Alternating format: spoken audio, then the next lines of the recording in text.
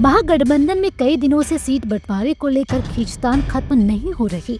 सहमति नहीं बनने के कारण कई सीटों पर महागठबंधन के ही दो उम्मीदवारों ने नामांकन दाखिल कर दिया है। ऐसे में आगामी 6 नवंबर को पहले चरण के चुनाव के लिए 121 सीटों में से कई पर महागठबंधन के सहयोगी दलों के उम्मीदवारों के बीच ही सीधा मुकाबला हो गया है।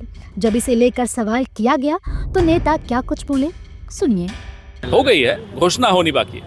कब तक सर? बहुत जल्दी हो जाएगी। सर ये भी देखा जा रहा है कि एक जगह पर दो नॉमिनेशन महागठबंधन के नेता कर रहे हैं सर। नाम वापस लेने के दिन का इंतजार। देखो, वैसे तो ऑफिशियली तो हाईकमान ही फैसला करेगी, हमारी कांग्रेस हाईकमान, और बातचीत चल रही है आपस के अंदर, ठीक है ना।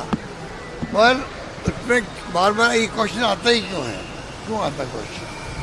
जबकि महागठबंधन के तनाव को लेकर एनडीए के नेता हमलावर हैं और क्या कुछ कह रहे हैं, सुनिए।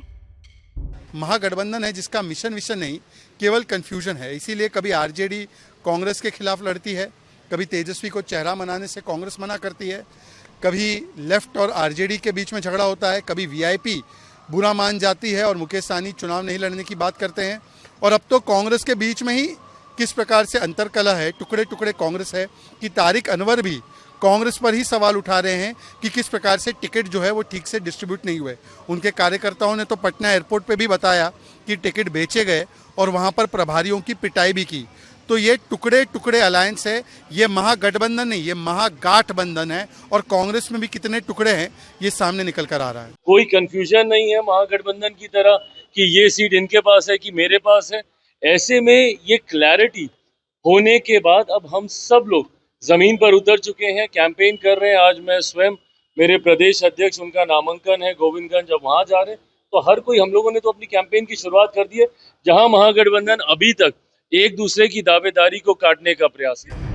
दरअसल महागठबंधन में जब फाइनल बात नहीं हो पाई तो आरजेडी ने 40 उम्मीदवारों की सूची पहले ही जारी कर दी, जबकि कांग्रेस ने नामांकन की अंतिम तिथि 17 अक्टूबर से एक दिन पहले 16 अक्टूबर को अपनी पार्टी के 48 नामों की लिस्ट घोषित की।